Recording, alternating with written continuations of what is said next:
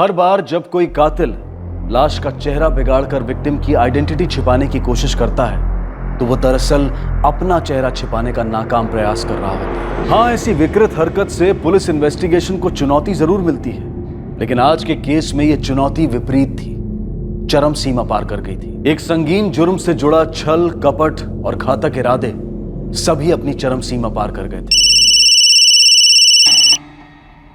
Hello, ये भी कोई पूछने की बात है? बोलो कब आना है? अरे आ जाओ, जल्द से जल्द आ जाओ। खूब ऐश करेंगे, खूब बातें करेंगे, आ जाओ। ठीक है, हम जल्द से आने का प्रोग्राम बनाते हैं। हम इंतजार कर रहे हैं, देर मत करना। चलो रखते हैं।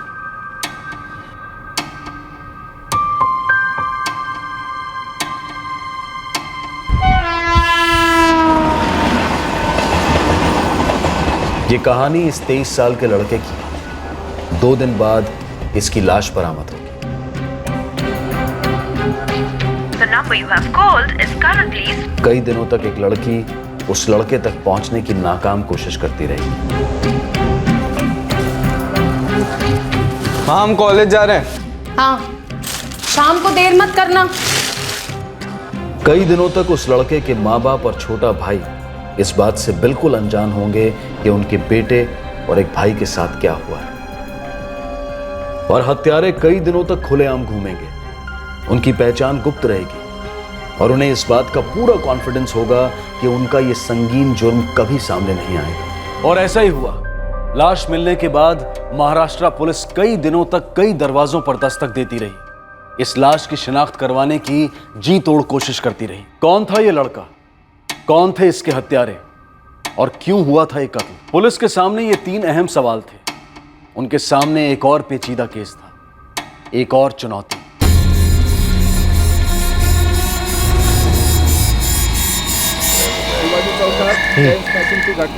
अच्छा, अंडर के अंदर, ठीक, तुम वहीं रुको, हम पहुंच रहे हैं। यादव, एक टीम रेडी करो, तुरंत निकलना है। Okay sir. बोलो नीलेश।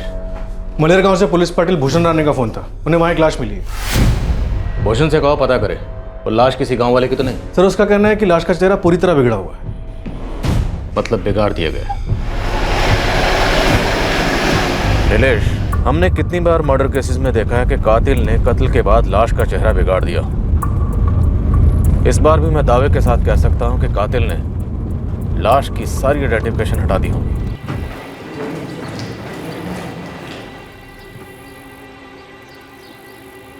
सर, आप सही कह रहे थे, लाश पे और कपड़े पे कोई भी सुराग नहीं।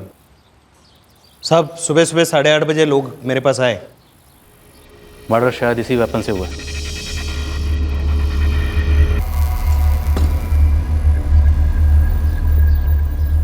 सर, तहकीकात शुरू करने के लिए हमारे पास सिर्फ ये आधी बोतल विस्की की है और ये लॉकेट में किसी बाबा की तस्वीर है।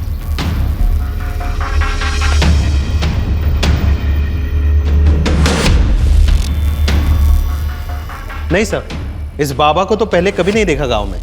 गांव वालों से पूछते हैं।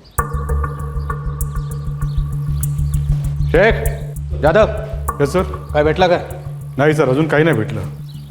इन बाबा को किसी ने देखा? कोई जानता हो? ध्यान से देखो। नहीं सर। नहीं सर। शेख यादव, पूरा इलाका छान मारो। जी सर। नीलेश, बॉडी को पोस्टमार्टम के लिए भेजें। विक्टिम की एज तो पोस्टमार्टम रिपोर्ट के बाद ही पता चलेगी। भूषण जी, तब तक एक काम करो, मलेर गांव और आसपास के गांव में पता करो जी। कोई झगड़ा हुआ हो, कोई पुरानी दुश्मनी, कोई हाथापाई। जी सर। लेकिन साहब, मुझे लगता है ये आदमी हमारे गांव का नहीं है, क्योंकि हमारे गांव का होता तो अब तक तो पता चल जाता। कत्ल इसी चॉपर से हुआ डॉक्टर? बुरी संभावना है, क्योंकि चॉपर पर हमें जो खून के ट्रेसेस मिले हैं वो बॉडी के खून से मैच करते हैं। AB positive. कत्ल कब हुआ होगा? 12 घंटे से ज्यादा नहीं हुआ इंस्पेक्टर, और बॉडी में अल्कोहल लेवल काफी है। हमें क्राइम सीन से शराब की बोतल मिली है। विक्टिम की एज क्या होगी? यंग है, यही 22 से 25 के बीच। आप लोग ऐसे चेहरे की तस्वीर सर्कुलेट नहीं कर पाओगे। हम इस चेहरे को ग्राफिक से रिक्रिएट करने की कोशिश करेंगे। ये लॉकेट, ये चॉपर और ये शराब की बोतल। अब देखते हैं इन तीनों में से कौन सा सुराग पहले रंग लाता है। सर। और वहां से जितनी भी मिसिंग कंप्लेंट्स मैच होती हैं उन्हें मंगवाओ। रिक्वेजिशन भेज दी गई है सर। बॉटल के ऊपर पैकेजिंग का बैच नंबर है। इसलिए अगर विस्की की कंपनी से होलसेलर, होलसेलर से रिटेलर, इस रूट से ट्रेस करने जाएंगे तो बहुत वक्त लग जाएगा। लेकिन अगर ज़रूरत पड़ी तो वो भी करेंगे। फिलहाल इलाके की सभी वाइन शॉप में जाकर ये बैच नंबर चेक करो। सर, एरिया में बार वाले भी बोतल बेचते हैं। तो बार और वाइन शॉप दोनों जगह चेक करो। जी सर।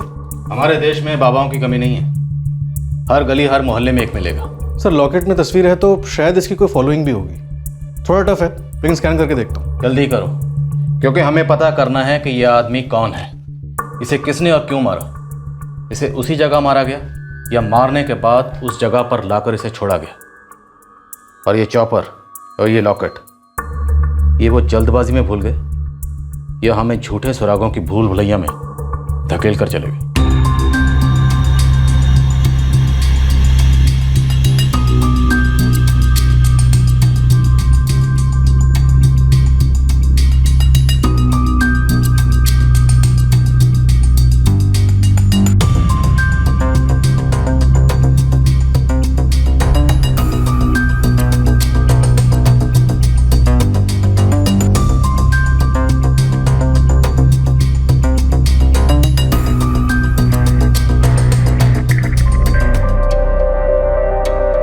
इस जमाने में साधु बाबा को ढूंढ निकालना मतलब घास के ढेर में सुई ढूंढने जैसा है मालिक। तभी तो ये काम तुझे दे रहा हूँ गोविंद। सुई जैसी तेज नजर है तेरी। मैं अपनी तरफ से पूरी ट्राई करूंगा, बाकी सबसे बड़े बाबा जी की इच्छा। साहब, ये हमारे आसपास के 4 गांव के सरपंच हैं। हम सब लोगों ने मिलकर हर घर में जाके पूछताछ की, किसी भी घर से कोई भी गायब नहीं हुआ है और किसी के साथ कोई दुश्मनी भी नहीं। पुराने 22 से 30 साल के लड़कों के बीच में झगड़े होते ही हैं। थोड़ा और गहराई से पता लगाओ। हाँ साहब, वो तो करेंगे, लेकिन साहब अभी तक तो ऐसे ही लग रहा है कि ये लाश किसी लोकल लड़की की नहीं है, क्योंकि ऐसा कोई मिसिंग होता तो हमें तो पता चल ही जाता। ठीक है, फिर भी कुछ पता चले तो हमें बताना। सर, मलेर गांव के आसपास के तीनों गांवों में किसी झगड़े की कोई खबर नहीं। जिले के सभी पुलिस स्टेशन से जवाब आया है कि इस प्रोफाइल से मिलती जुलती कोई भी मिसिंग कंप्लेन दर्ज नहीं हुई है। कम से कम पिछले 3 हफ्तों में तो बिल्कुल नहीं। लॉकेट वाले बाबा या उस विस्की की बोतल पे कोई प्रोग्रेस? पूछताछ चल रही है सर। नीलेश, कहीं ऐसा तो नहीं जो शख्स मारा गया वो महाराष्ट्र के बाहर का था? मिसिंग कंप्लेंट्स तो हमने पूरे महाराष्ट्र से मंगवाई है सर, लेकिन कोई भी मैच नहीं हुआ। तो फिर शायद वो महाराष्ट्र के बाहर का ही होगा। लेकिन सर बाहर के किसी भी पुलिस स्टेशन से ऐसी कोई इंक्वायरी नहीं आई। हो सकता है उसकी मिसिंग कंप्लेंट किसी ने दर्ज ही ना करवाई। हो सकता है उसके आगे पीछे कोई हो ही ना।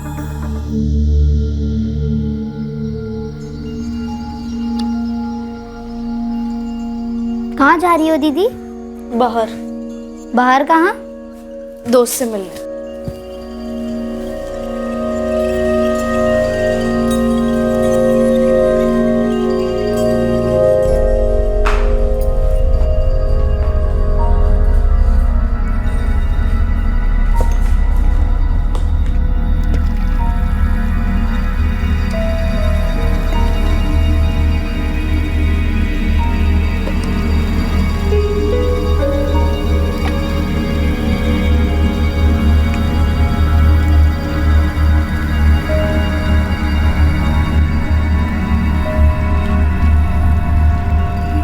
You have called is currently switched off.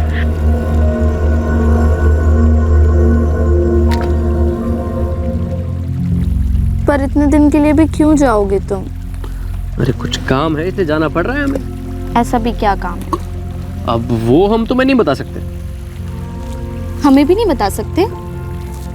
अरे बुद्धू, तुम्हें इसलिए नहीं बता रहे क्योंकि हम तुम्हें सरप्राइज देना चाहते हैं। देखो प्लीज हमें बता दो, पता नहीं क्यों हमें बहुत टेंशन हो रही है, ठीक नहीं लग रहा हमें कुछ, प्लीज।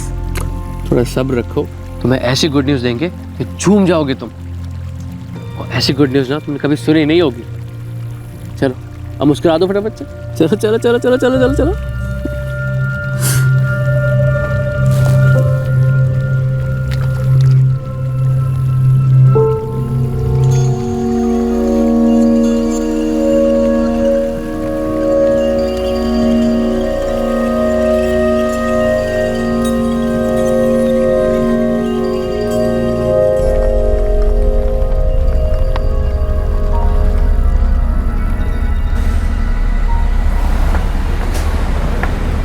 हाँ, माल बस अभी उतर ही रहा है। हाँ, हम कल अतुल के हाथ बिल भिजवा देंगे आपके पास।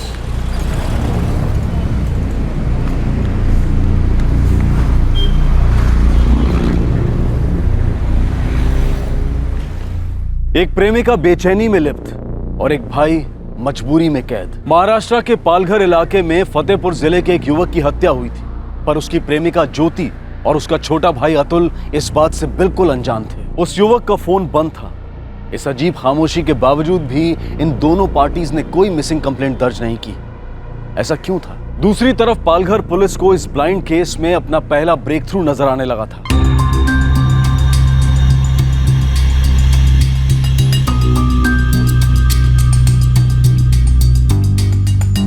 यज्ञेश महाराज। यज्ञेश महाराज, प्रभु निकेतन आश्रम, कानपुर, उत्तर प्रदेश। हमने धन को अपने जीवन में इतना आवश्यक बना दिया कि हमें ऐसा लगता है कि सब कुछ धन है, धन आवश्यक है, लेकिन उतना नहीं। जो मैं सोच रहा था शायद वही सही। विक्टिम आउट ऑफ महाराष्ट्र से यहां आया होगा, मे बी कानपुर साइड से। हो सकता है इस यज्ञेश महाराज के आश्रम से हमें विक्टिम के बारे में कुछ पता चले। एक काम करो, एक टीम तुरंत रवाना करो कानपुर।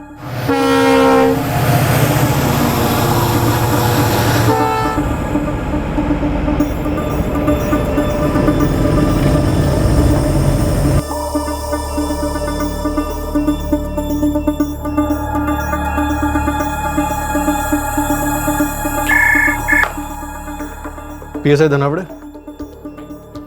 हाँ जादव बोलो। सर वो दारू की बोतल का बैच नंबर मैच कर गया है। कहाँ पर? सर हाईवे से थोड़ा अंदर एक निराली बार है, वहीं से बेचा गया था यहाँ बोतल। ऐसे लाखों भक्त हैं जो हमारे यज्ञेश महाराज का लॉकेट पहनते हैं, पर ऐसे इस युवक की पहचान करना बहुत ही कठिन है। महाराज के महाराष्ट्र में भक्तगण है, पालघर साइड में। महाराज को देश विदेश से सत्संग के न्योते आते हैं, और एक बार जब सत्संग हो जाता है तो अपने आप भक्तों का परिवार वहाँ बन जाता है। वैसे पालघर में कोई मंडल नहीं। हाँ, मुंबई में बोरीवली इलाके में एक ज़रूर है जहाँ महाराज साल में एक बार दर्शन देते हैं। आयोजन कौन करता है बोरीवली में? नाम नंबर पता कुछ दे सकते हैं? जी ज़रूर। और हाँ, हमारे ज़्यादातर भक्त यहाँ यूपी के ही हैं।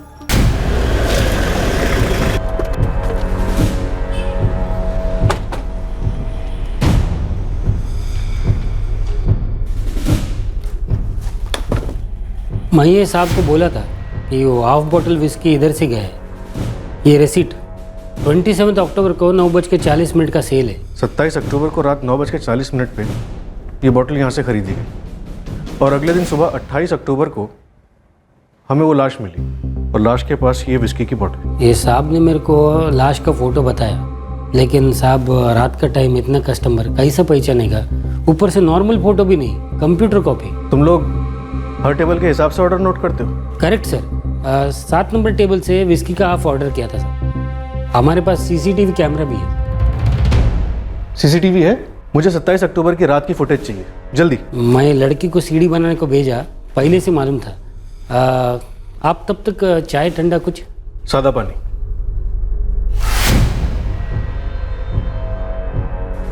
Gaurang Trivedi, Gaurang traders, Mandapeshwar road, Borivali.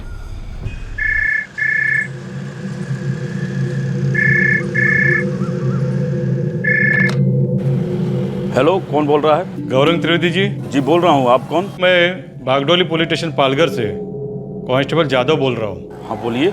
हमारे हाथ एक मर्डर केस आया है, उसके बारे में बात करनी थी। Murder case? मुझसे क्या बात करनी है? आप यज्ञेश महाराज के भक्त है ना? जी हाँ, मैं यज्ञेश महाराज का भक्त हूँ। जिस लड़के की लाश मिली है वो शायद यज्ञेश महाराज का भक्त था। अच्छा, महाराज जी का भक्त था, बताइए। कानपुर के आश्रम वाले ने बताया कि आप उनका मुंबई में सत्संग करवाते हैं। जी मैं ही कराता हूँ उनका सत्संग। तो क्या आप उस आदमी को पहचान पाएंगे? उसके लिए आपको यहाँ आना पड़ेगा, पालघर। आ तो जाऊँगा, पर आज नहीं, अभी धंधे का टाइम है। मैं कल पक्का आऊँगा। ठीक है, कल आ जाइए।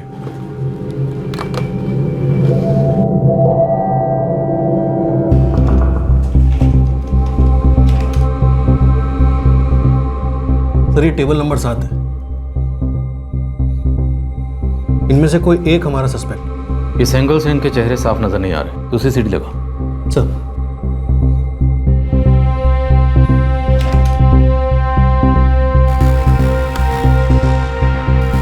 ये विक्टिम, हमें जो लाश मिली थी उसने यही कपड़े पहने थे। और ये जो दोनों इसके साथ हैं, ये या तो इसके रिश्तेदार हैं या फिर बहुत ही अच्छे दोस्त।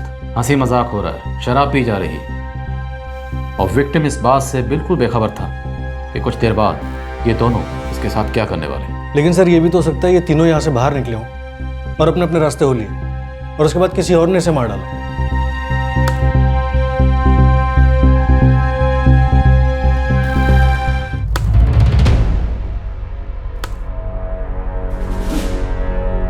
ये देखो, शायद ये वही विस्की की बोतल है जो हमें क्राइम सीन पर मिली है।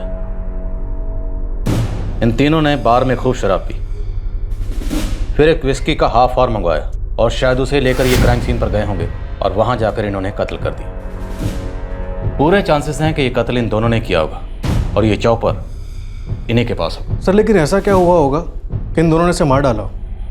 यहाँ पे तो लोग काफी खुश नजर आ रहे हैं, हंस रहे। हंसते हुए चेहरे अक्सर रोते हुए जख्मों के नकाब होते हैं। अब ये कातिल ही इस कत्ल की पूरी दास्तां बयान करेंगे। ये लड़का कौन था, कहाँ का था, यहाँ कैसे आया और क्यों मारा गया।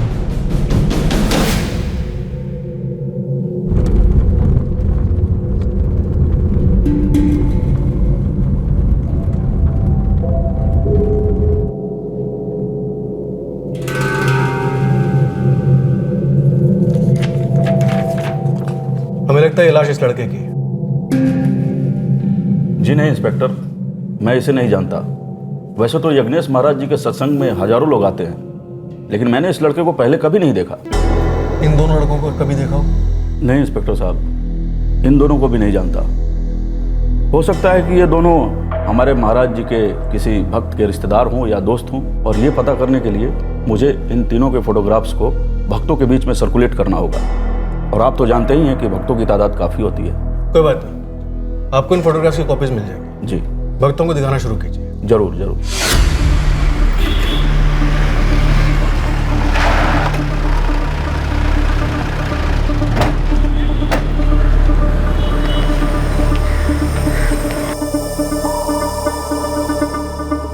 हाँ साहब, ये हमारा वेटर है संजय वेलनकर। बुलाओ इसे। मंजुनाथा, संजय वेलनकर को जल्दी बुलाओ।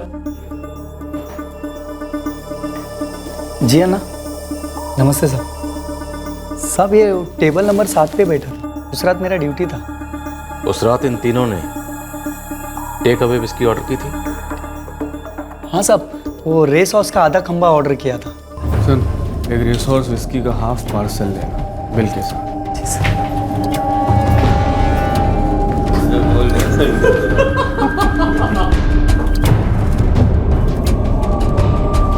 सर ये आपका रेस हॉर्स विस्की का हाफ और ये बिल।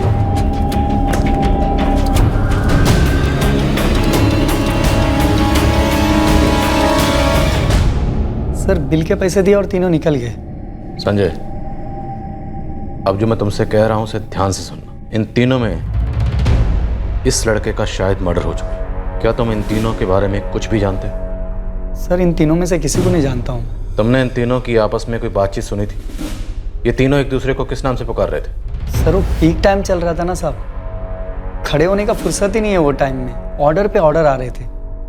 और साहब जब तक बहुत बड़ा लफड़ा या राड़ा नहीं होता ना, या बहुत बड़ा टिप नहीं देता, कस्टमर का फेस कौन याद रखेगा साहब। संजय, दिमाग पर जोर डालो और याद करने की कोशिश करो। कुछ भी, कोई भी बात, कोई भी इशारा, कोई भी नाम, कुछ भी। सॉरी सर, याद नहीं आ रहा है। सर अभी रेगुलर तो आते नहीं ना हो, रेगुलर कस्टमर को तो हम पहचानते भी हैं।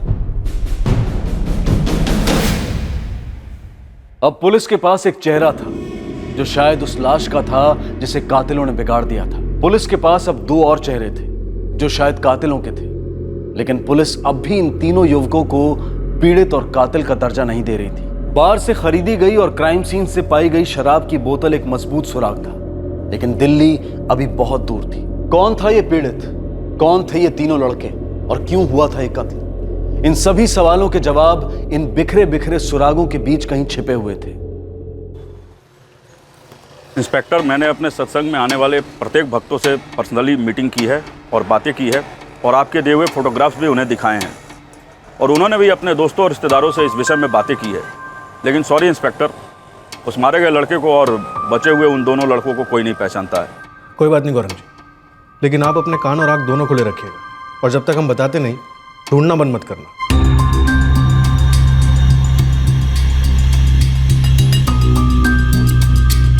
पालघर पुलिस ने कड़ा सर्च ऑपरेशन लॉन्च किया, ये पता लगाने के लिए कि पीड़ित और उसकी मौत के पहले उसके साथ देखे गए 2 युवक कौन थे, ताकि उनके बारे में कहीं से कोई सुराग उनके हाथ लग जाए। उसे एक लीड, उसे एक ब्रेक थ्रू की जरूरत थी जो कई कड़ियों को जोड़कर इस केस के ढांचे को एक आकार दे पाता। कुछ दिन और बीत गए, पर इन 3 युवकों के बारे में कोई भी खबर सामने नहीं आ रही थी। इसके गले में एक बाबा का लॉकेट भी था। समझ के चल सकते हैं कि विक्टिम मुस्लिम नहीं था। तो डॉक्टर आप क्या रिकमेंड करते हैं? डीएनए सैंपल्स मैंने ले लिए हैं, अब इसे और ज़्यादा रख नहीं पाएंगे। आप फॉर्मेलिटीज़ कंप्लीट कीजिए, हम क्रियाक्रम की तैयारी करते हैं। मुंबई से कब आने की बात कहकर गए हैं जनाब? पक्का तारीख तो नहीं बताया, पर कह रहा था कि 1 महीना तो लग जाएगा। और ऐसा कौन सा तीर मारने गया वो मुंबई? हमें भी कुछ बता कर नहीं गए थे भैया। हमने पूछा भी था कि अचानक दीदी से मिलने के प्लान और उसके बाद सीधा मुंबई साइड जाने का प्लान कैसे बन गया। तो क्या बोला वो? बोले कि ज़िंदगी में सब कुछ अचानक ही हो जाता है, प्लानिंग से प्लानिंग तक नहीं हो पाती है। लाइफ में जितना प्लानिंग व्लानिंग करना है कर लो, होगा वही जो तुम्हारी किस्मत में लिखा है। जिस चीज़ से तुम्हें 0 एक्सपेक्टेशन होगी ना, वही से धड़धड़ा के सामने आ जाएगी। लेकिन कुछ तो बताते जाओ भाई, अचानक दीदी से कहाँ मिलने जा रहे हो? कुछ बात है क्या? देखो भाई, हम सुनते हैं अपने दिल की, और हमारा दिल कह रहा है हमें जाने के लिए हम जा रहे हैं। चलो चलते। ऐसा भी क्या है बेटा जो तुम हमसे छिपा रहे हो? मुंबई कोई घर दुहारी है? कितना दूर है मुंबई, और वहाँ कैसे रहोगे, क्या करोगे? कुछ तो पता होना चाहिए ना घर वालों को। देखो माँ, भरोसा रखो हम पर। लौट कर आकर ऐसी खबर सुनाएंगे, खुशी के मारे लट्टू हो जाओगे तुम। और हमारा फ़ोन थोड़ा बंद रहेगा वहाँ पे, क्योंकि वहाँ नेटवर्क का प्रॉब्लम है, तो चिंता मत करना। तुम संगीता दीदी को बताए हो कि तुम उससे मिलोगे? हम बताए उन्हें, और हम उन पर बोझा नहीं बनेंगे। बस 1 रात रुकेंगे, फिर चले जाएंगे मुंबई।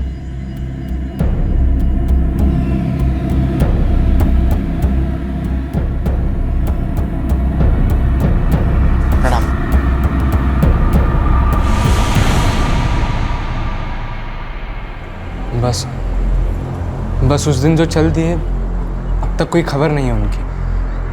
ना ही कोई फ़ोन, ना ही कोई मैसेज। हमको कोई बताएगा ऐसे कौन से खुफिया मिशन पर गया है ये मेरा हीरो है?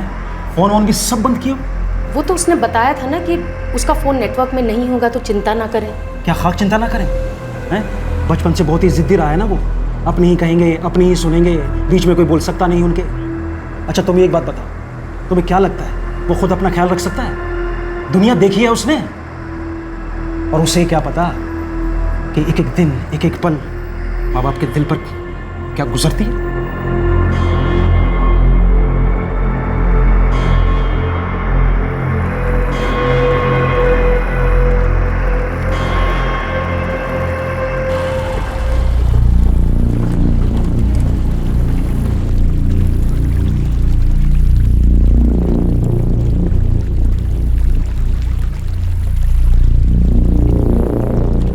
नहीं अतुल, और तो कुछ नहीं बताया, बस यही कह रहा था कि कुछ दिनों के लिए मुंबई जा रहे हैं और जब आएंगे तो बड़ा सा गुड न्यूज़ देंगे। तुम उस दिन हमारी दुकान की तरफ आई थी ना? हाँ, ये पूछने की सब ठीक तो है ना? बात हुई क्या तुम्हारी उससे? पता नहीं क्यों जान निकली जा रही है हमारी। हमें भी कुछ बता कर नहीं गए भैया, बस इतना बताए थे कि उनका फ़ोन आउट ऑफ रेंज रहेगा।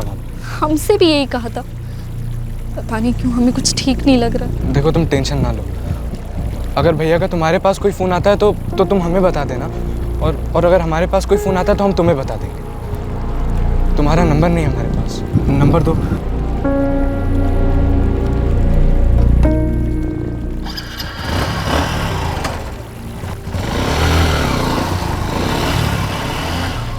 सर खबरी नेटवर्क पूरी तरह ऑन है, लेकिन अभी तक कुछ भी हाथ नहीं लगा।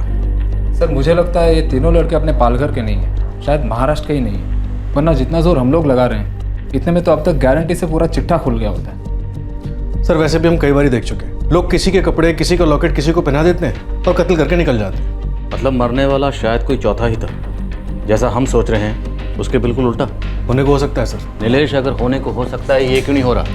कि हम इन तीनों में से अभी तक किसी एक तक भी क्यों नहीं पहुंच पा रहे, जबकि हमारे पास सुरागों की कमी नहीं है। हमारे पास मर्डर वेपन है, शराब की बोतल है, सीसीटीवी फुटेज है और यहां तक कि हमारे पास लाश भी थी। और क्या चाहिए? शेख, तुम बता रहे थे कि उस आश्रम के आदमी ने तुम्हें बताया कि उस बाबा के ज़्यादातर भक्त यूपी के हैं। जी सर। एक काम करो, यूपी पुलिस को इस केस की सारी डिटेल भेजो और लाश की फ़ोटो भी भेजो सर। और हाँ, वहाँ के सभी अखबारों और लोकल टीवी पर यह न्यूज़ चलवाओ।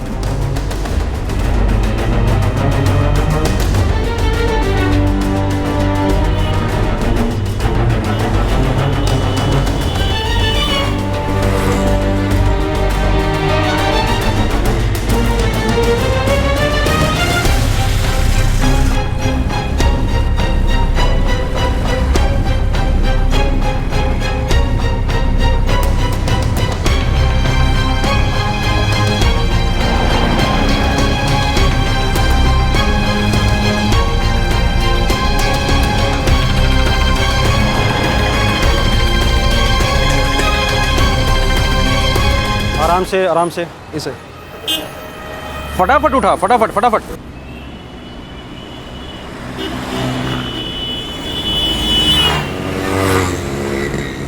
वे देख कर चलो बिरजू।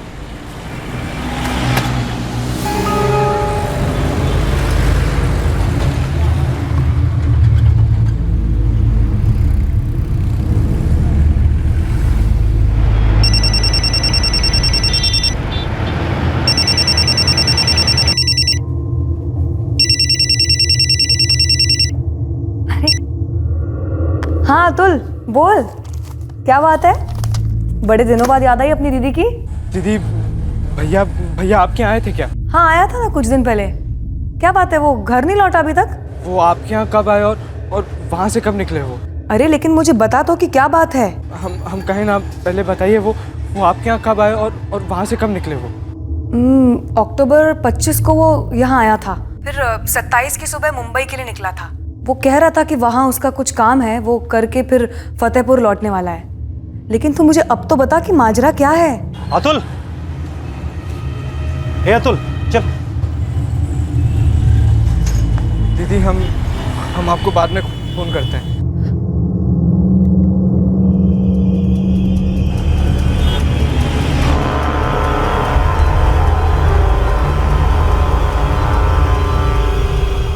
किससे बात कर रहा था मेरे लाल? आज भूख नहीं लगी है क्या? हैं? चल जल्दी से हाथ मुंह धो ले, खाना खाते हैं। क्या हुआ? कुछ बोलता क्यों नहीं है? तबीयत तो ठीक है तेरी? अरे बाप हूं तेरा, बता क्या है ये?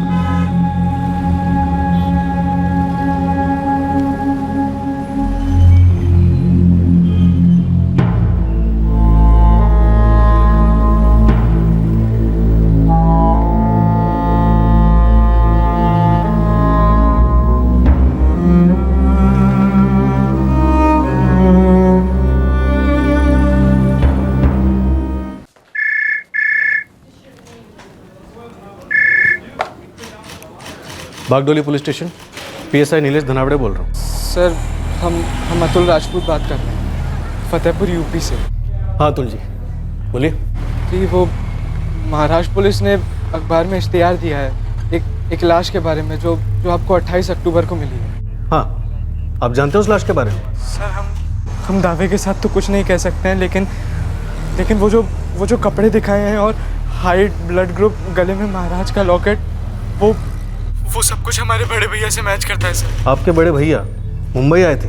जी सर, अहमदाबाद से मुंबई आए थे। हमारी बड़ी दीदी अहमदाबाद में रहती हैं, वो उन्हीं से मिलने गए थे। उसके बाद हमारी भैया से कोई बात नहीं हुई सर। क्या नाम है तुम्हारे भैया का? विकास राजपूत। देखो अतुल, हमारे पास एक सीसीटीवी फुटेज है जिसमें एक लड़का है जो हमारे हिसाब से वही है जो मारा गया। तुम एक काम करो, अपना मोबाइल नंबर दो, मैं तुम्हें उसकी फोटोग्राफ भेजता हूँ।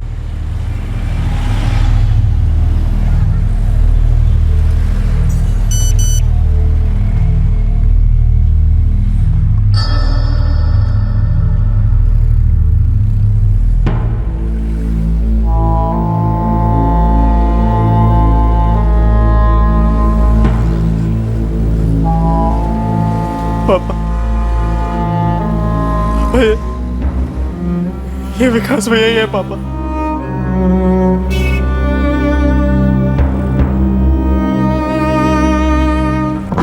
सर, विक्टिम की फैमिली ट्रेस हो गई है, यूपी के फतेहपुर जिले में।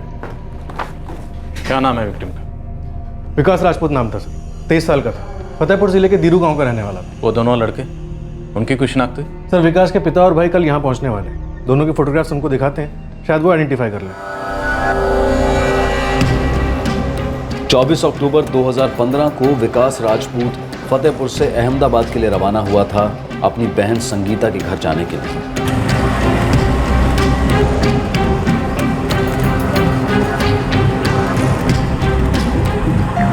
अच्छा किया जो ऐसे अचानक मिलने आ गए। बस मन किया आपसे मिलने का, सोचा आ जाए तो बस आ गए। हाँ विकास, एक दिन नहीं जाता जब हम तुम्हें और अतुल को याद नहीं करते। क्या मज़ेदार यादें थी हमारे बचपन की। बचपन के दिन तो बहुत अच्छे थे। अच्छा एक बात बताओ विकास, कि तुम हमसे मिलने आए हो या किसी काम से आए हो यहाँ? आए तो हम किसी और काम से ही हैं, और जब हो जाएगा ना तब बताएंगे आपको। आप, पापा, मम्मी, अतुल सब जानकर खुश हो जाएंगे। अच्छा, ऐसा भी क्या राज है? वो हम आपको काम होने के बाद ही बताएंगे। साले साहब, ऐसे ही आते जाते रहिए, अच्छा लगता है। जरूर जिया जी। और हाँ विकास, फोन करना जरूर, तुम्हारा राज वाला काम खत्म होते ही। मुझे सच में इसकी थोड़ी टेंशन हो रही है। देखो ना, कह रहा है कि फोन ना लगे तो फिक्र ना करो। अरे दूध पीता बच्चा थोड़ी ना है, और वैसे भी अगर गुड न्यूज़ वाली सरप्राइज देना चाहता है तो उसे देने दो ना। चल यार, संभल के जा। ऑल द बेस्ट काम के लिए। अब हम चलते हैं। बाय जिया जी। बाय। बाय दीदी। बाय विकास, ख्याल रखना।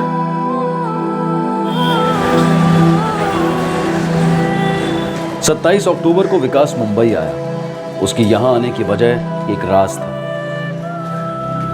उसने किसी को नहीं बताया कि मुंबई में ऐसा क्या काम निकल आया था। उसकी अपनी गर्लफ्रेंड अनजान थी, उसकी अहमदाबाद में बहन अनजान थी, और फतेहपुर में उसकी माँ, उसका भाई और पिता भी अनजान थे। और अब उसकी मौत की खबर आई।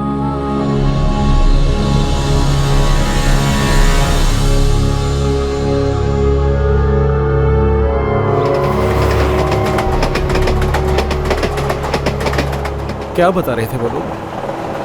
क्रियाक्रम कर भी दिया?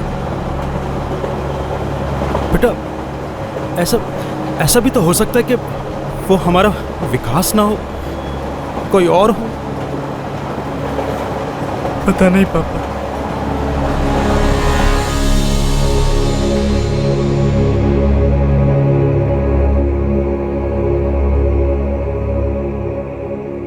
क्या तुमको इन सब के बारे में कुछ भी पता था? जी नहीं, हम तो गांव वालों से सुने हैं, जैसे आप सुने हैं।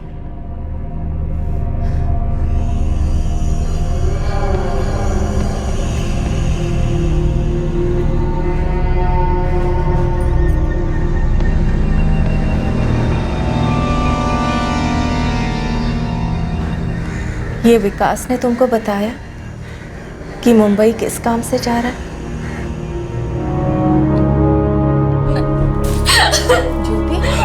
ज्योति, रुक जाओ, मैं कहती हूँ। क्या हो, कहाँ जा रही हो? ज्योति, ज्योति कहाँ जा रही हो तुम?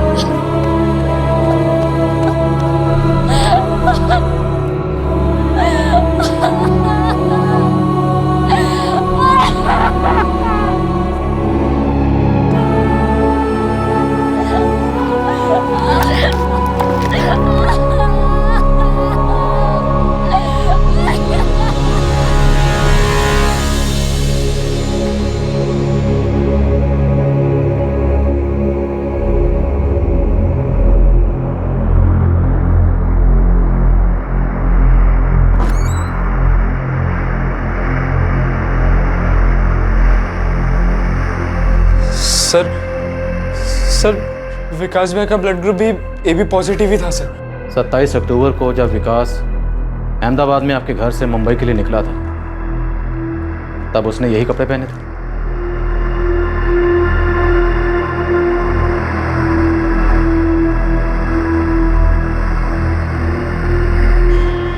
जी सर, विकास ने यही कपड़े पहने थे। ना देखिए, 28 अक्टूबर की सुबह को हमें ये लाश मिली थी। हमने इसकी आइडेंटिफिकेशन कराने की पूरी कोशिश की, लेकिन कुछ नहीं मिला। 3 हफ्ते बीत गए और फिर लाश सड़ने लगी, तो मजबूरन हमें इसका क्रियाक्रम करना पड़ा। किसने किया ऐसा? हमें सिर्फ शक है। अभी हम दावे के साथ कुछ नहीं कर सकते। हमारे पास सीसीटीवी फुटेज से लिए हुए फोटोग्राफ्स हैं। उनमें जो 2 लड़के हैं वो 27 अक्टूबर को आपके बेटे विकास के साथ थे। नीलेश,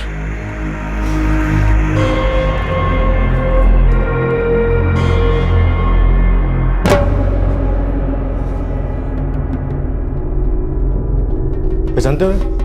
हाँ सर, जानते हैं इन्हें, बहुत अच्छे से जानते हैं इन्हें सर। कौन है ये दोनों? सर ये रवि पांडे है सर, और ये सूरज पांडे, इसके ताऊ का लड़का है सर। लेकिन ये लोग भैया के साथ क्या कर रहे हैं यहाँ पर?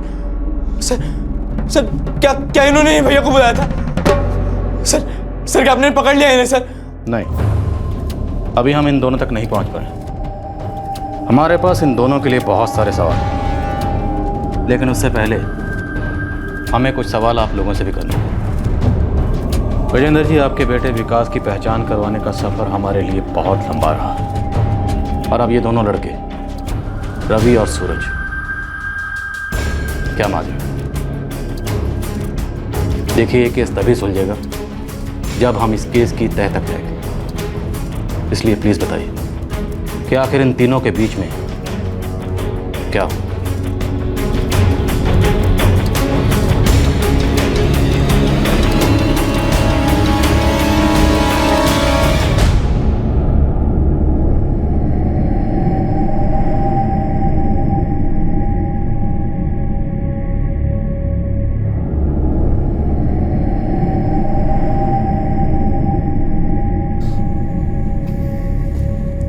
दीदी, दोनों चाहे तो अहमदाबाद लौट जाइए, हम पापा को भी ट्रेन में बिठा देते। पापा अब जाकर मम्मी को संभालिए, अकेली हैं वहां पर, हम यहीं रुकते। बेटा, क्या कहेंगे घर जाकर तुम्हारी मम्मी से? हमारे विकास शरीर तक नहीं मिला, लावारिस समझकर पुलिस ने अंतिम संस्कार कर दिया। ये तीनों लड़के फतेहपुर जिले के दीरू गांव के रहने वाले हैं। सर, विकास की फैमिली बता रही थी ये तीनों बचपन के दोस्त हैं। शेख सर, एक काम करो, एक टीम लेकर इनके गांव जाओ, सिविल ड्रेस में जाना, पता करो कि ये दोनों लड़के रवि पांडे और सूरज पांडे कहीं अपने गांव में तो नहीं छुपे हुए। जी सर। सर, रवि और सूरज के मोबाइल फ़ोन अभी भी स्विच ऑफ आ रहे हैं, लेकिन मैंने इन दोनों के और विकास के फ़ोन रिकॉर्ड्स मंगवा लिए। लेकिन सर, विकास की बॉडी पर से उसका मोबाइल फ़ोन तो नहीं मिला था। चेहरा बिगाड़ दिया तो मोबाइल फ़ोन क्यों छोड़ते?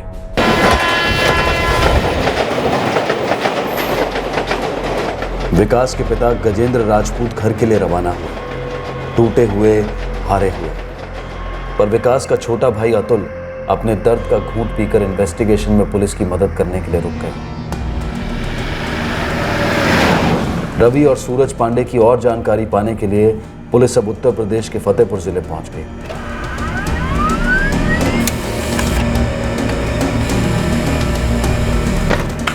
सर, जैसा कि एक्सपेक्टेड था, सूरज और रवि पांडे के फ़ोन 27 अक्टूबर को स्विच ऑफ किए गए, यानी कि कत्ल की रात। विकास राजपूत का फ़ोन भी तभी स्विच ऑफ किया गया सर, उसी जगह पर जहां क्राइम सीन था। अब तो शक की कोई गुंजाइश नहीं है कि विकास राजपूत का कत्ल इन्हीं दो चचेरे भाइयों ने की। तीनों में बहुत गहरी दोस्ती थी सर। गहरी दोस्तियां और गहरी दुश्मनियां एक ही सिक्के के दो पहलू होते हैं नीलेश। लेकिन इन तीनों की दोस्ती दुश्मनी में क्यों बदली, ये अतुल ने हमें नहीं बताया, जबकि उसकी खामोशी से बदले की बू आ रही। इस लड़के की लगाम को कस के पकड़ना होगा।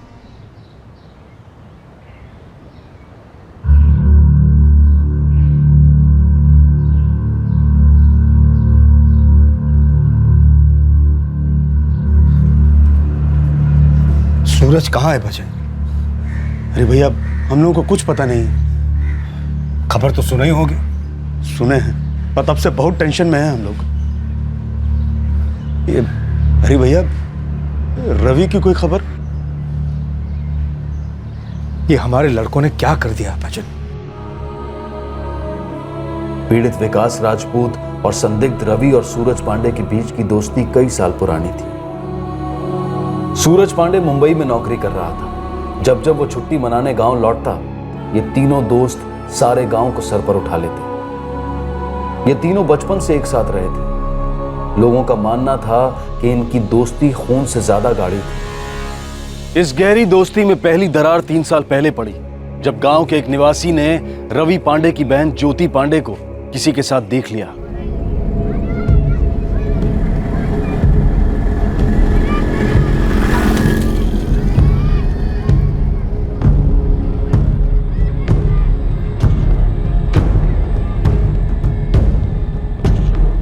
लखन चाचा, ज्योति के साथ वो लड़का कौन था?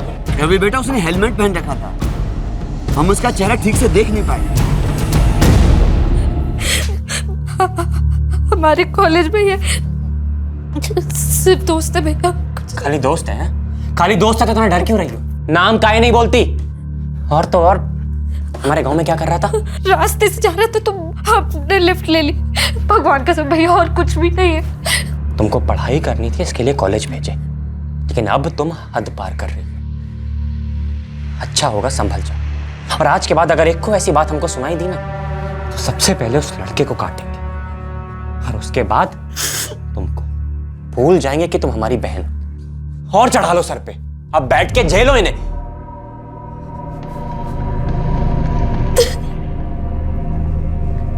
रवि, ये तुम्हारा गुस्सा न तुम्हारे लिए ठीक है न तुम्हारी बहनों के लिए। अरे पापा, आप समझ काहे नहीं रहे?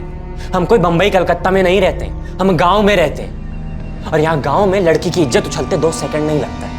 और अगर एक बार ऐसा हो गया ना, तो मतलब जिंदगी भर के लिए पूरी परिवार की नाक कट जाए, और ये बात हमें कतई मंजूर नहीं।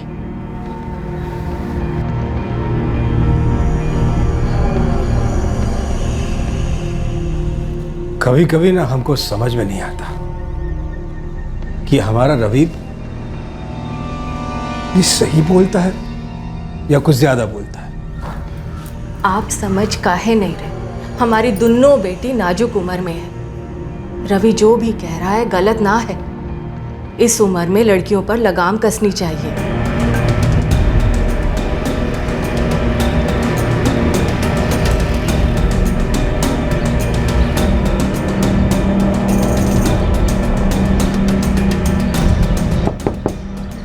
अबे क्या बात है यार, बोलो ना।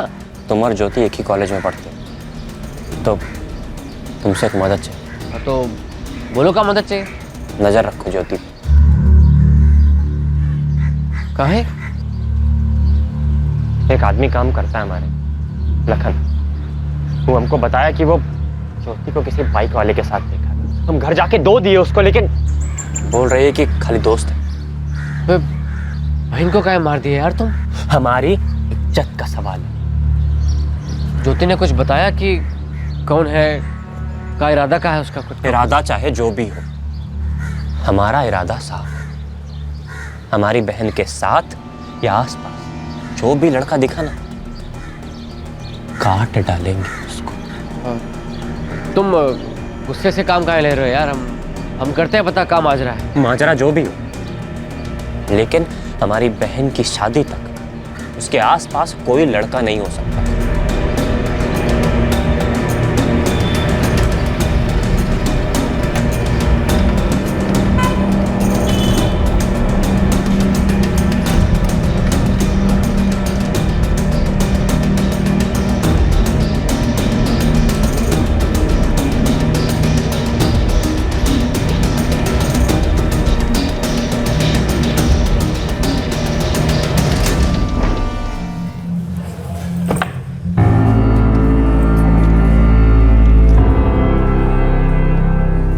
शुक्र है भगवान का, उस दिन तुमने हेलमेट पहन रखा था, तो लखन ने तो तुम्हें पहचान ही लिया होता।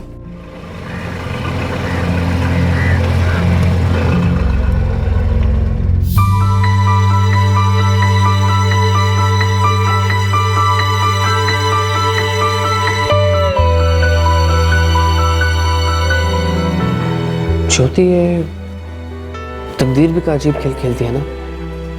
एक तरफ हम तुम्हारे भाई से छुप कर तुमसे प्यार कर रहे हैं और तुम्हारा वही भाई हमें तुम्हारी रखवाली सौंप रहा है। पर चलो कोई बात नहीं, इसी बहाने हम कम से कम तुम्हारे साथ थोड़ा ज़्यादा वक्त गुजार लिया करेंगे।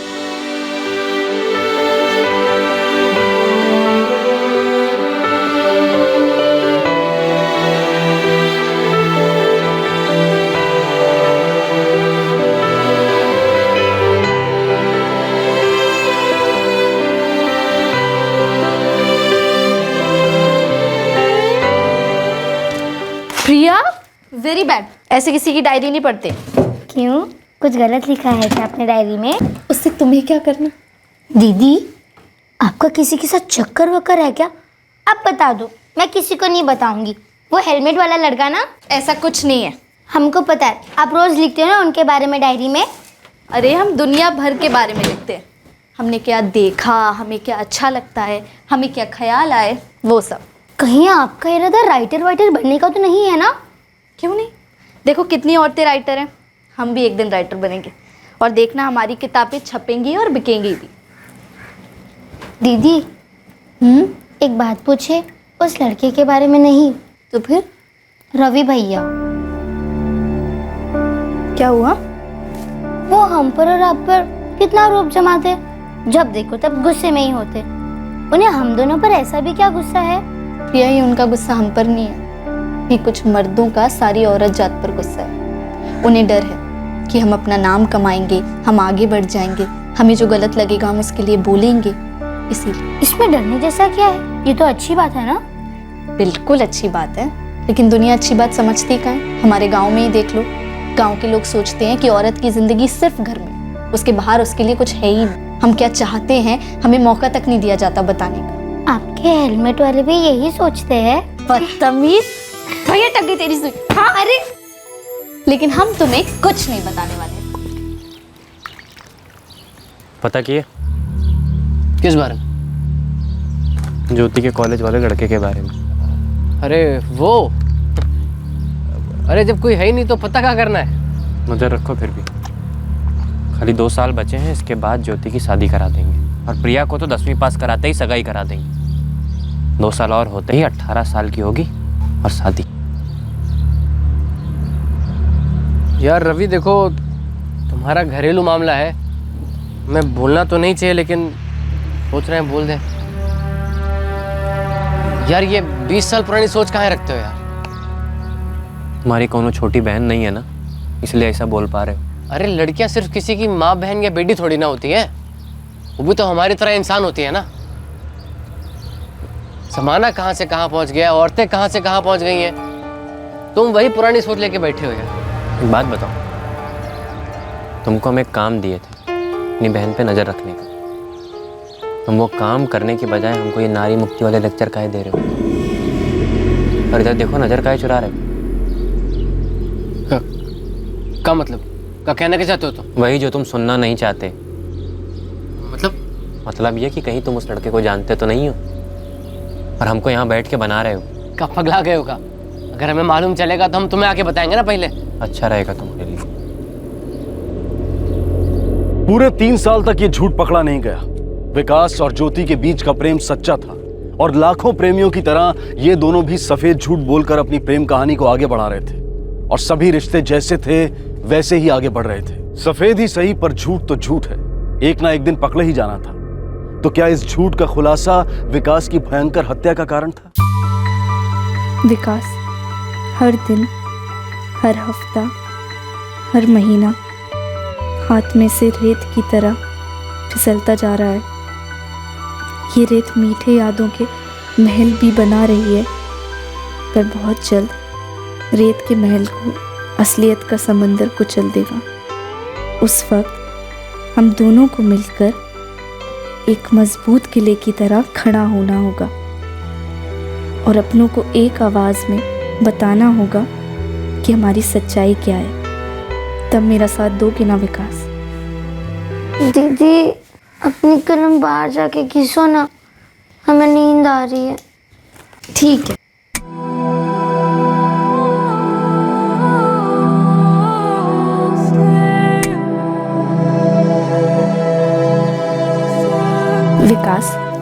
पॉजिटिव सोचने से पॉजिटिव वाले सपने आते हैं। और हमको पता है हमारी कहानी की भी हैप्पी बिगनिंग होगी। एंडिंग में तो हम विश्वास ही नहीं करते ना। आज ना क्लास में रोमियो जूलियट स्टार्ट किया गया। प्यार करो तो ऐसे, डट कर लड़ो, साथ रहने के लिए और जीतो।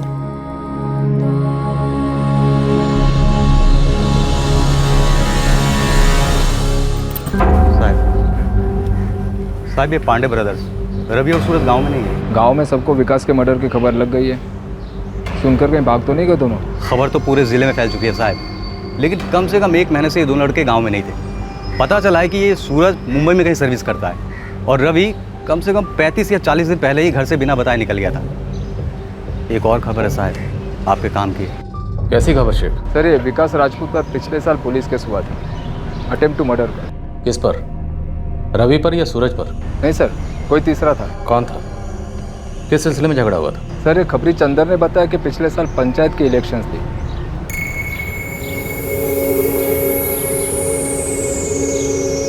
गांव में पंचायत इलेक्शन होने वाला था। विकास और अतुल की दूर की रिश्तेदार कंचन ठाकुर सरपंच के पद के लिए खड़ी थी और दोनों भाई उसका प्रचार कर रहे थे।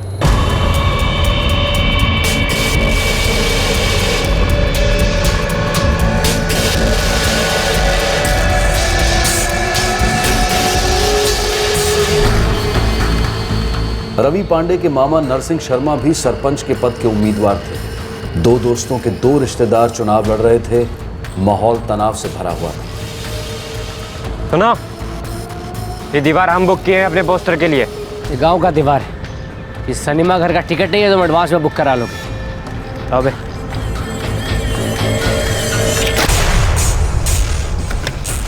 और तुम्हारे भी है रवि, तुम्हें भी उखाड़ देंगे और तुम्हारा पोस्टर भी। उखाड़ो, उखाड़ो जो फाड़ सकते। हम भी तो देखें तुम्हारी कितनी औकात है। छोड़ो भाई को, मैं तुम 3 जन हो और हम 2 जन हैं। मैं एक आवाज देंगे सब आ जाएंगे। बवाल मत खड़ा करो, निकलो यहाँ से। देखो ऐसा है, यहाँ पोस्टर हमारा लगे, चाहे कुछ हो जाए।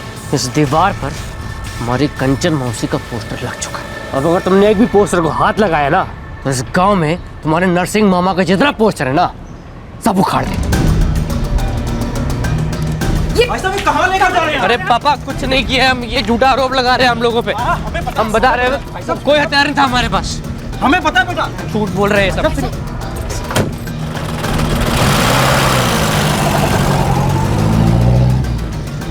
साहब हम सच बोल रहे हैं। हाँ हाथापाई हुई थी, दोनों पार्टियां आमने सामने थी। टेंशन बढ़ा और हो गई मारामारी।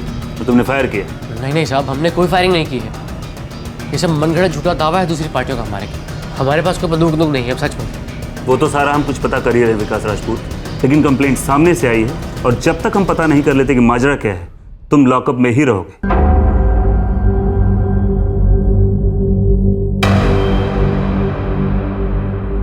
आपके यहाँ भी ऐसा होता हो? इलेक्शन के दौरान लोग एक दूसरे पे जम के केस ठोकते, सब झूठ। तो विकास ने कोई अटेम्प्ट टू मर्डर नहीं किया था? नहीं, हमने जांच की थी, कोई हथियार नहीं मिला, कोई गवाह नहीं, कुछ नहीं। हमने विकास राजपूत को दूसरे दिन छोड़ दिया था। किसी पर भी जान से मारने की कोई कोशिश नहीं हुई। पर हमारे यहाँ पर कोशिश कामयाब हुई है सर। विकास मारा गया है और हमें पूरा शक है कि ये सूरज और रवि पांडे उसकी मौत का कारण है। और फिलहाल वो दोनों ही हमारे पहुंच के बाहर है।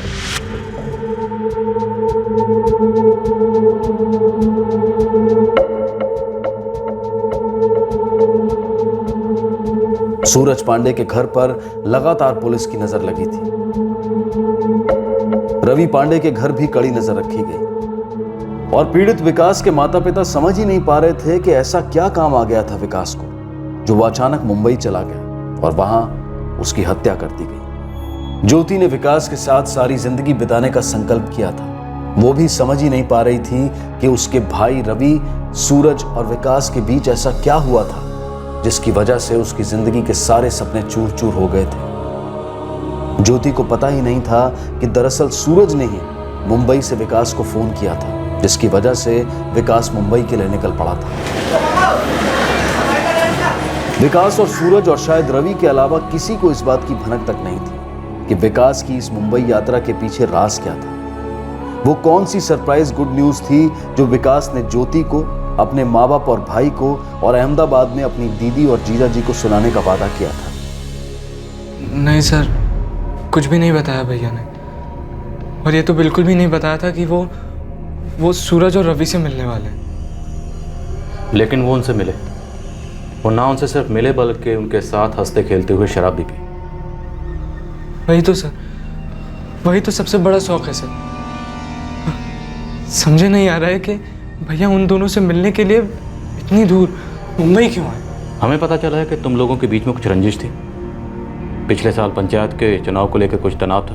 क्या तुम्हारे भाई के कत्ल की वो वजह हो सकती है? नहीं सर, ऐसा कुछ नहीं था सर। सर वो सारी बातें तो तभी की तभी शांत हो गई थी सर। तो दोनों गुटों के बीच में सुलह हो गई थी? सुलह बुला तो नहीं हुई थी सर, पर भैया ने उनसे दोस्ती तोड़ दी थी। और हाँ सर, वो खुल के बोलो। वो ज्योति। कौन ज्योति? ज्योति पांडे, रवि पांडे की छोटी बहन, भैया की कॉलेज मेट। तो तुम्हारे विकास भैया और रवि पांडे की बहन ज्योति पांडे के बीच में कुछ था? उन दोनों के बीच में अफेयर था? चुनाव के वक्त जो दुश्मनी हुई थी हमारे और पांडे बंधु के बीच, वो सिर्फ चुनाव वाली दुश्मनी थी सर। पर सर विकास भैया और रवि के बीच में जो दुश्मनी थी वो पुरानी थी सर।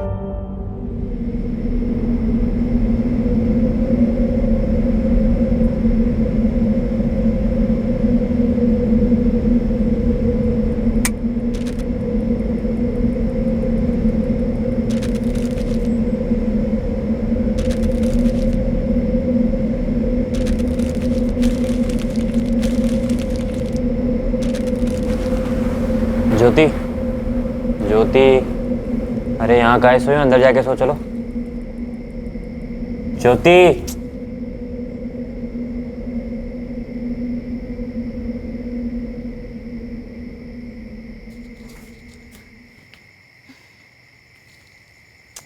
प्रिया किसको? किसको? मेरी डायरी?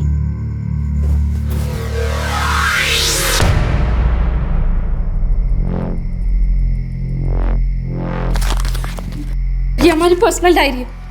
विकास,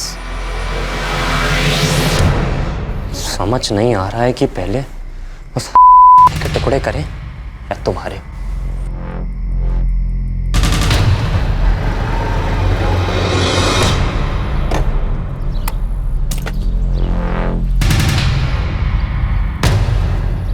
अबे रवि, कहो अबे, इतना अर्जेंट क्या बुला लियो? हुआ?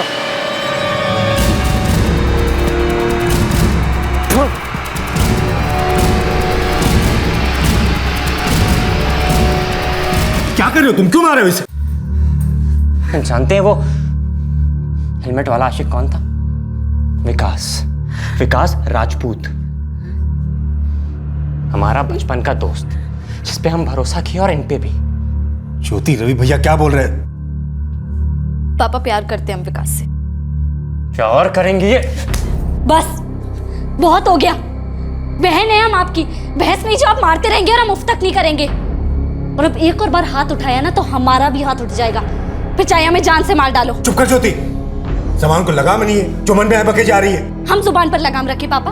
ये बात आप भैया को क्यों नहीं कहते कि अपने हाथों पर लगाम रखे, अपने गुस्से पर लगाम रखे? इसका जब मन करेगा तब मारेगा क्या? और अब हम ना किसी की मार सहने वाले हैं ना गालियां। ज्योति, अरे अब क्या ज्योति ज्योति लगा रखा है? पहले ही बोला था इसको सर पे मत चढ़ाओ, अब बैठ के भुगतो इसे। और सुन, आज से तेरा कॉलेज जाना बंद। अब आप इसके लिए लड़का ढूंढो, जो मिले उससे इसकी शादी करवा।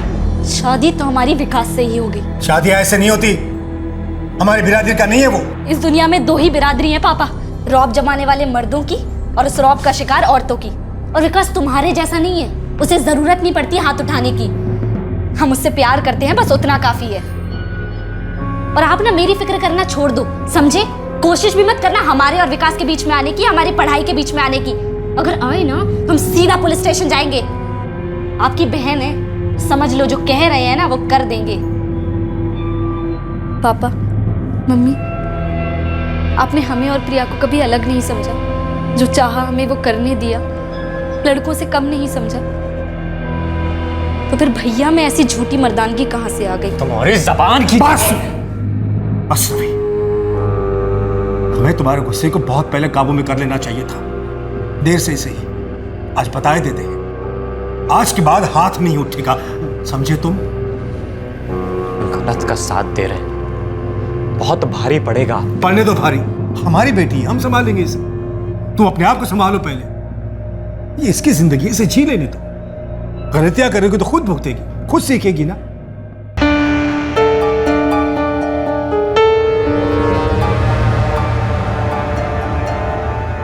पापा को बता देते हैं भाई, बड़ों को बात करने दो। नहीं, अभी नहीं। एक बार ज्योति से आमने सामने बात कर लेंगे, फिर देखेंगे। उस दिन के बाद विकास भैया और ज्योति मिलते रहे सर। ज्योति भी वैसा ही फील करती थी जैसा भैया फील करते थे। उन दोनों ने ये लड़ाई मिलकर लड़ने का फैसला किया।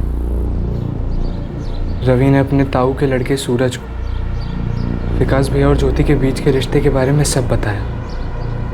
सूरज ने भी भैया के साथ दोस्ती तोड़ दी थी सर। लेकिन तुम्हारे भैया विकास और ज्योति पांडे के बीच अफेयर बरकरार रहा और मजबूत होता गया सर। और ये अफेयर पकड़े जाना, फिर मारा मारी, गर्मा गर्मी, ये सब 3 साल पहले की बात है, 2012 की। जी सर। इसका मतलब है रवि पांडे और सूरज पांडे ने अपनी बहन ज्योति पांडे के साथ तुम्हारे भाई के अफेयर का बदला पूरे 3 साल बाद उसे यहाँ मुंबई में बुला कर लिया। वो हम पक्का नहीं कह सकते सर, लेकिन इतना जरूर कहेंगे, इन कुछ सालों में भैया और ज्योति एक दूसरे के लिए काफी सीरियस हो गए थे। शादी करने की सोच रहे थे। भाई, आप अभी भी ज्योति से मिलते हो? हाँ, मिलते तो है, और साल भर में शादी का प्लान भी है। क्या बात कर रहे हो? पर भाई, आपने तो अभी तक मम्मी पापा से बात भी नहीं की, और भाई रवि से सुलह भी नहीं हुई अपनी अभी तक। हाँ यार, बात तो करनी है हमें अपने पापा मम्मी से, ज्योति को अपने पापा मम्मी से। लेकिन क्या है ना कि हम लोग थोड़ा परेशान हैं, हमको समझ में नहीं आ रहा कि बात शुरू कैसे करें। ज्योति तो कहती है कि हम भाग चलते हैं, फिर शायद सब सही हो जाएगा। आपको क्या लगता है, सब सही हो जाएगा?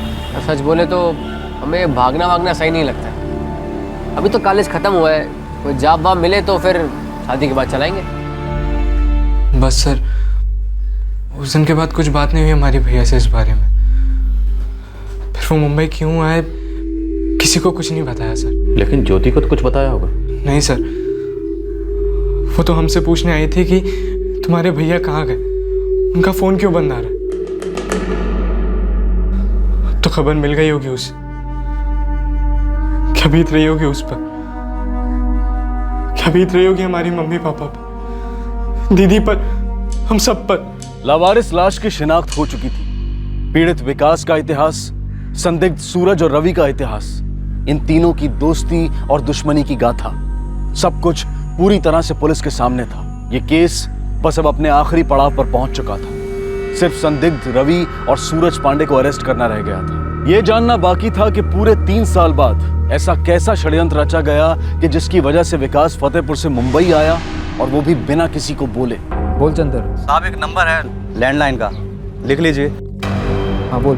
444567 कहाँ का है, किसका है? वसई के एक लॉज का है। और साहब, सूरज पांडे के बाबू की आजकल रोज बात हो रही है इस नंबर पर।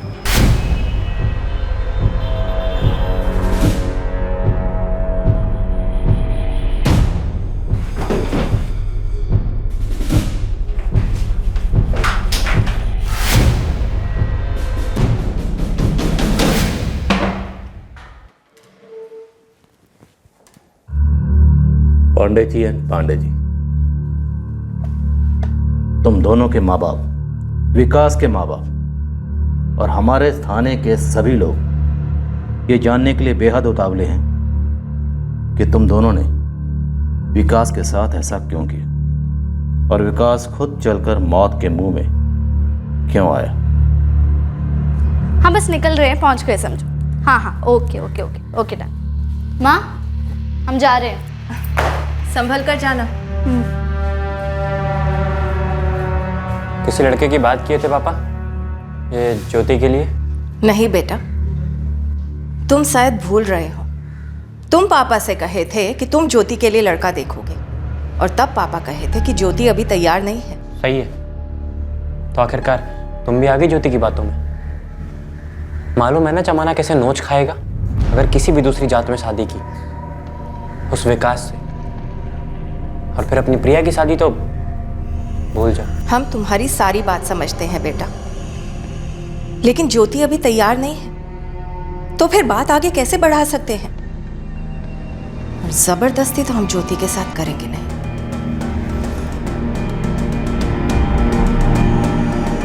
तुम ना हमारे साथ मुंबई चलो, तुम्हें अच्छी जॉब दिलवा देंगे, वहाँ अच्छी लाइफ है, लोग आगे बढ़ रहे। ज्योति तुम्हारी बहन नहीं है क्या?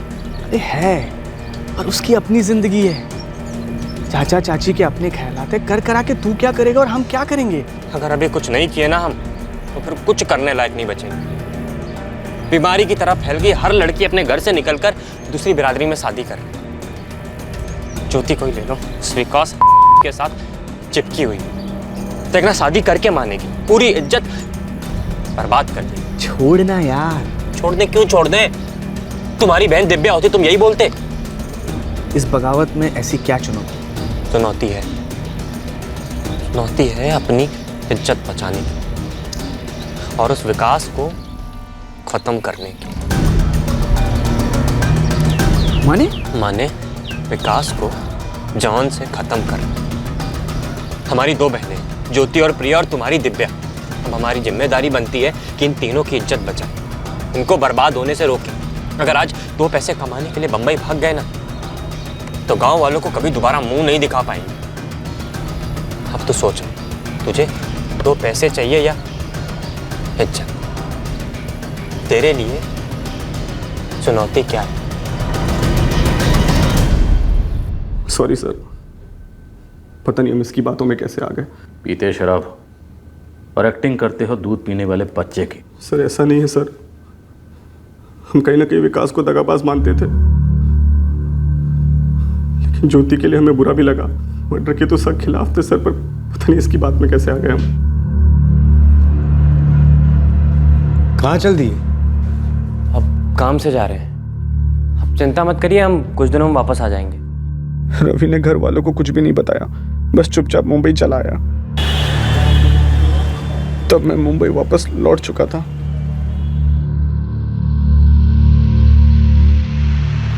कल विकास को फोन तुम करोगे, तुम्हारी बात आसानी से मानेगा।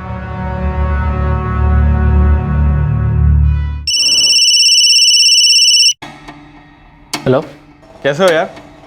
अच्छे हैं। इतने सालों बाद फोन किया तुमने? हमारे बीच तो कुछ हुआ भी नहीं था यार, तूने ही बात बंद की थी ना। देखो सूरज, ताली दो हाथों से बजती है। जब तुम्हें हमारे और ज्योति के बारे में पता लगा तो तुमने ही पहले मुंह फेरा था। अच्छा, जो हुआ सो हुआ। हमें भी ज्योति और तुम्हारे बारे में बात करना था। हमारे और ज्योति के बारे में? सच कहें तो हमें भी ना हमेशा से तुम्हारी और ज्योति की जोड़ी सही लगी। सच? तुमको ऐसा लगता है? हाँ यार, छोड़ो ये सब जात पात। हमने ना तुम्हारे और ज्योति की आंखों में सच्चा प्यार देखा। काश ये बात रवि समझ पाता। वो तो हमारी जान के पीछे ही पड़ गया है यार। उसका बस चले तो हमारी और ज्योति की शादी कभी ना होने थे। अरे उसको छोड़ो, हम तुम्हारी शादी करवाएंगे। कैसे? तुम बीकॉम पास हो ना? हाँ, 2nd डिवीजन। अरे तो एक काम करो ना, यहाँ पर हमारे कंपनी में अकाउंट्स असिस्टेंट की जरूरत है। फटाफट जॉब पे लग जाओ, घर बसा लो, और गांव जाकर हम ज्योति को भगा कर ले आएंगे। पर तुम ये सब क्यों करोगे? अभी हमारे लिए इतना बड़ा रिस्क लोगे? यार ज्योति को हम बहुत मानते हैं, अपनी बहन से पढ़कर, और तुमसे शादी नहीं करेगी ना तो दुखी रहेगी, कुंवारी रहेगी। हाँ यार, हम भी। तो आ जाओ यहाँ पर, तैयार हो ना? ये भी कोई पूछने की बात है? बोलो कब आना है? अरे आ जाओ, जल्द से जल्द आ जाओ, खूब ऐश करेंगे, खूब बातें करेंगे, आ जाओ। और एक और बात। हाँ हाँ, बोलो बोलो। किसी को भी, मतलब किसी को भी पता नहीं चलना चाहिए कि तुम मुंबई क्यों आ रहे हो। ज्योति को भी नहीं, ना तुम्हारी माँ। क्यों? ताकि तुम सरप्राइज दे सको, नौकरी वाला। और पहले बताने में ना वो बात नहीं रहती। और फोन भी मत करने दो, अगर बोले तो बोलना फोन स्विच ऑफ रहेगा। अच्छा वाला सरप्राइज देना है। और गलती से रवि को पता चल गया ना तो आफत आ जाएगी। ठीक है? ठीक है। जाल बिछ गया था, शिकार फंस गया था। जब विकास सूरज से मिला, उसे सब कुछ सही लगा। उसे सच में लगा कि उसकी तकदीर अच्छे के लिए बदल गई।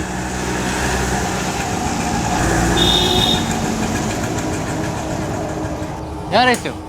हाँ, तुम भी रहोगे ज्योति के साथ, ऐसे ही बिल्डिंग में।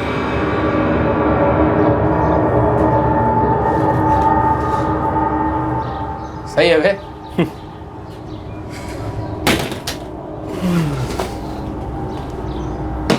तेरे लिए एक सरप्राइज है। बोलो। उधर देख।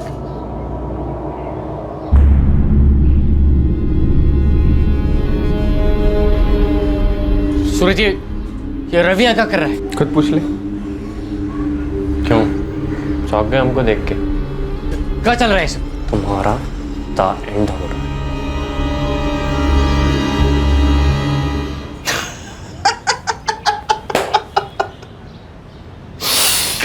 अब इतना टेंशन मत दे इसको, अभी अभी आया था का बेचारा।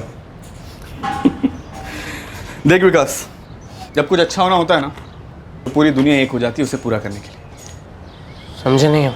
उस दिन तेरे से बात हुई, तेरे भाई साहब पधारे और हमने सारा इरादा बता दिया इसको। देखो विकास, ऐसा है कि पहले तो हमारी खोपड़ी घूमी, फिर हम ये सोचे कि अगर ज्योति को तुम्हारे साथ खुश रहना है तो तुम ही सही।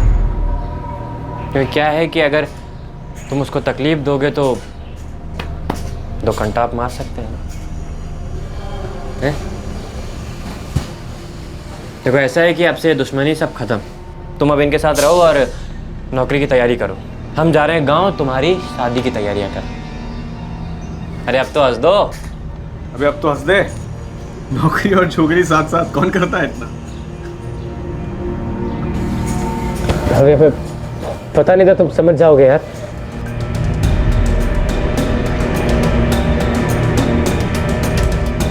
हमने उस रात विकास को खूब पिलाई और फिर वो दारू खरीद कर वहां से निकले।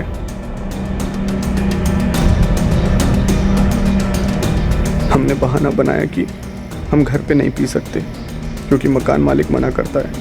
वहां हमने विकास को खूब पिलाई, बहुत सारी शराब पी चुका था वो। है रवि,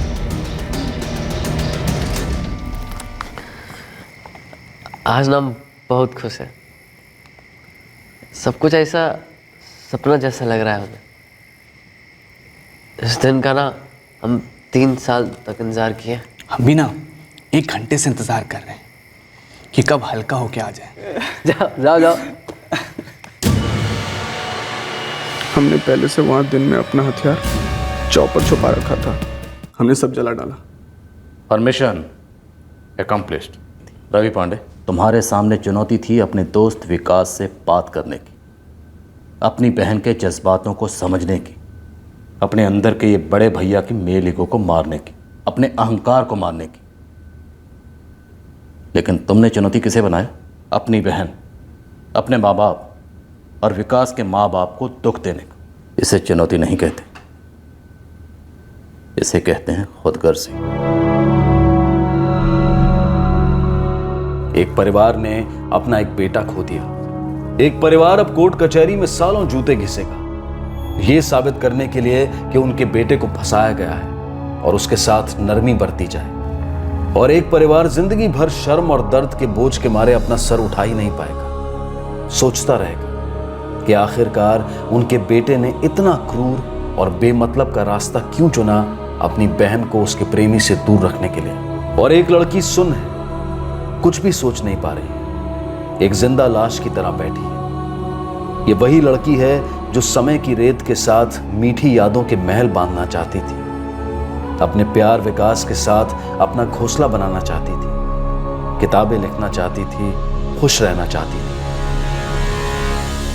रवि और सूरज को आईपीसी की धारा 302 के तहत हत्या के लिए, धारा 201 के तहत सबूत मिटाने के लिए और धारा 34 के तहत कॉमन इंटेंशन के जुर्म में गिरफ्तार किया गया है। इस वक्त वो दोनों जुडिशियल कस्टडी में हैं। गुस्से और अहंकार में अंधे होने पर अक्सर लोग सरल, कानूनी और मानवीय रास्ता देख नहीं पाते। उन्हें सिर्फ जुर्म और क्रूरता की अंधेरी गलियां नजर आती हैं और उनमें घुसकर वो पूरे होश और जोश के साथ एक जुर्म को अंजाम देते हैं। सारे सबूत मिटाने की कोशिश के बाद इस बात में सुकून पाते हैं कि उनकी क्रूरता, उनकी विकृति कभी किसी के सामने नहीं आ पाएगी। कत्ल करने के बाद कोई मकसद हासिल नहीं होता, सिर्फ नुकसान ही नुकसान होता है, और सिर्फ पीड़ित और कातिल का नहीं, बल्कि दोनों तरफ से जुड़ी न जाने कितनी जानों को जीते जी जहन्नुम देखना पड़ता है। हम आपको बता दें कि कल यानी रविवार 20 मार्च 2016 को क्राइम पेट्रोल सतर्क का एपिसोड टेलीकास्ट नहीं होगा। अब क्राइम पेट्रोल सतर्क में आपसे मुलाकात होगी अगले शुक्रवार को रात 10:30 बजे। तब तक सुरक्षित रहें और देखते रहें क्राइम पेट्रोल सतर्क। सबक एक को सीख हम सबको। जय।